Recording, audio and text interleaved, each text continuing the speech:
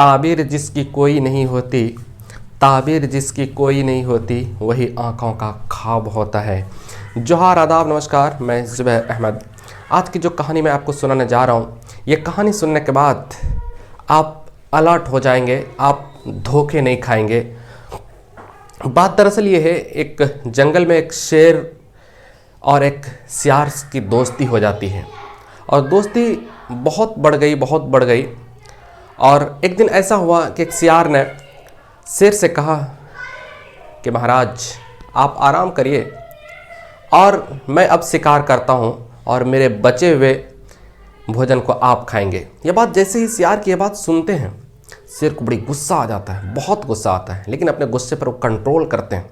और जब गुस्से पर कंट्रोल करते हैं और उनको सबक सिखाना चाहते थे, जब सबक सिखाना चाहते हैं तो सियार से कहते हैं कि ठीक है, कोई दिक्कत नहीं है, आप आज के बाद आप ही शिकार करेंगे और जो बचा भोजन होगा वो हम कर लिया करेंगे।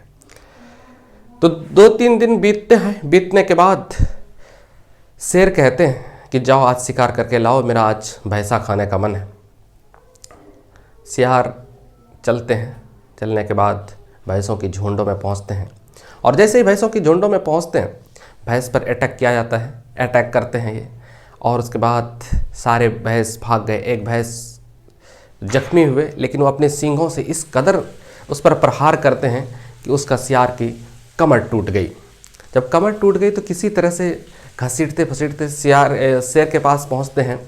और शेर के पास जैसे ही पहुंचते हैं तो शेर से कहते हैं कि प्रभु महाराज आप माफ़ कर दीजिए, आप क्षमा कर दीजिए, हमसे भूल हो गया था, मैं अहंकार में डूब गया था।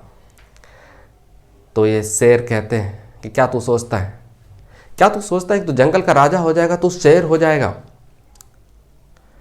शेर उस पर गुस्सा होते हैं और उसका काम उन्हीं जगह तमाम कर देते हैं। इस कहानी से शिक्षा मिलती है। ये कहानी का मैसेज ये है कि ज़िंदगी में बहुत से धूर्त आदमी से आप मिलते होंगे, या फिर एक और इस कहानी से ये संदेश है कि ज़िंदगी में जब बुरा सिचुएशन आए ना, लोग आपके साथ खड़े तो होते हैं, लेकिन वो मतलब के साथ खड़े होते हैं। तो इन चीज़ों को अलर्ट करना है, इन चीज़ों को पहचानना है, अलर्ट रहना है।